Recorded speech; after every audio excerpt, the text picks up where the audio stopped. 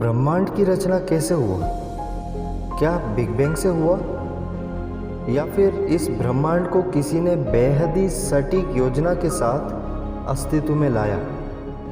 मतलब इस पूरे ब्रह्मांड को किसी इंटेलिजेंस के साथ बनाया गया।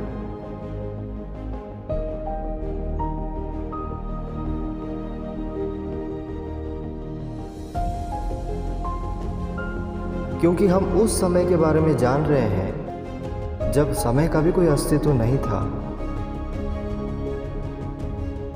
किसी भी जानकारी को हासिल करने के साथ ही यह पुष्टि करना बेहद ज़रूरी है कि वह जानकारी सही है या गलत, और इसीलिए हमें गवाहों की ज़रूरत है। अब हमारी खुशकिस्मती यह है कि हमारे पास गवाह है।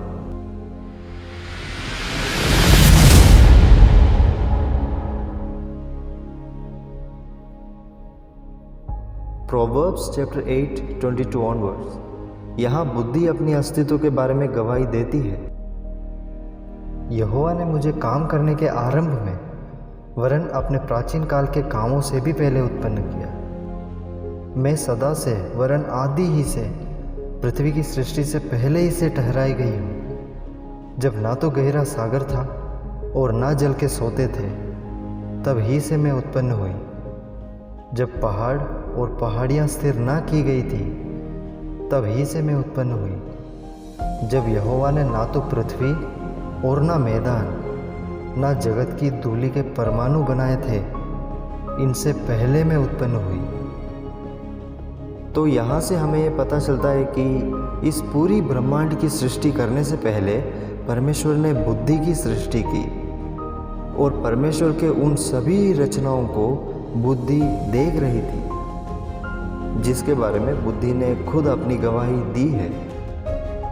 आज हमारे चारों तरफ नॉलेज यानी ज्ञान है, लेकिन बुद्धि एक ऐसी अहम चीज़ है जो हमें बताती है उस ज्ञान का उपयोग कहाँ, कब और कैसे करना चाहिए।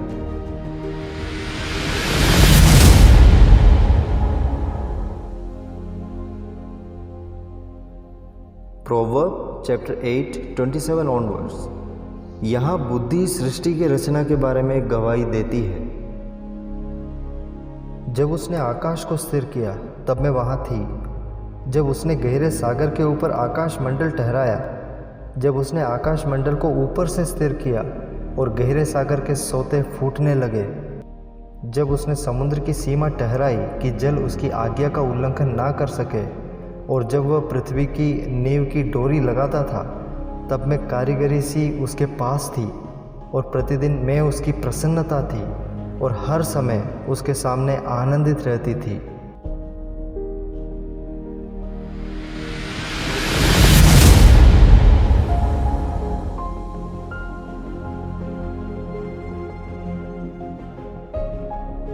अब हम चलते हैं बुद्धि की भी रचना से पहले। सबसे पहले जब परमेश्वर के सिवा कोई नहीं था, जिनके बारे में लिखा गया है जॉन चैप्टर 1 वर्स 1 और 2। आदि में वचन था, और वचन परमेश्वर के साथ था, और वचन परमेश्वर था। यही आदि में परमेश्वर के साथ था। ये वचन हमें उस समय की ओर ले जाता है जब समय भी अस्तित्व में नहीं था, और आगे ये लिखा गया, सब कुछ उसी के द्वारा उत्पन्न हुआ, और जो कुछ उत्पन्न हुआ है उसमें से कोई भी वस्तु उसके बिना उत्पन्न नहीं हुई। सब कुछ वचन के द्वारा उत्पन्न हुआ। तो कौन है? यहाँ बताए गए वचन स्वयं कौन?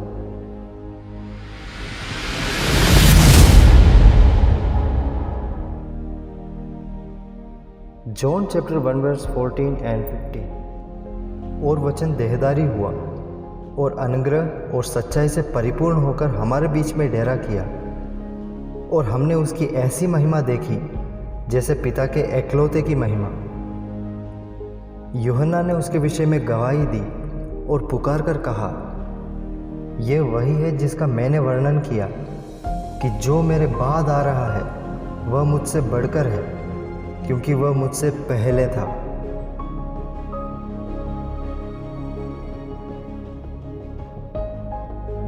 इन वचनों के अनुसार वचन परमेश्वर यीशु मसीह के ही टाइटल है और जॉन चैप्टर 1 वर्स 3 के अनुसार सब कुछ परमेश्वर के वचन यानी परमेश्वर यीशु मसीह के द्वारा ही सृजी गई है।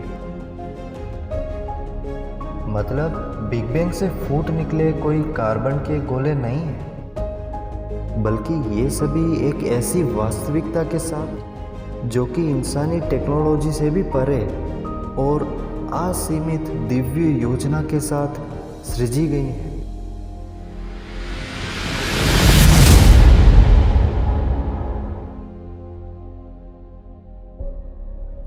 अय्यूब की किताब में हम कुछ परमेश्वर के सवालों को देख सकते हैं जो इस पृथ्वी के सृष्टि को सामने लाती है, जो chapter 38:4 on.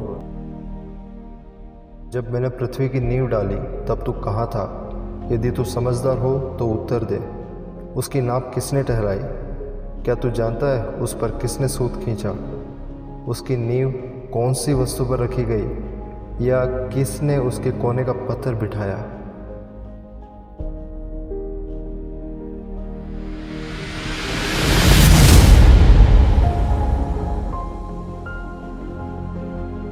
Genesis chapter 1 verse 1 and 2। आदि में परमेश्वर ने आकाश और पृथ्वी की सृष्टि की और पृथ्वी बेडोल और सुनसान पड़ी थी और गहरे जल के ऊपर अंधियारा था। तथा परमेश्वर का आत्मा जल के ऊपर मंडलाता था। इन आयतों को पढ़ने से ऐसा लगता है कि परमेश्वर ने एक बेडोल और सुनसान पृथ्वी की सृष्टि की है, लेकिन यहाँ एक समस्या है।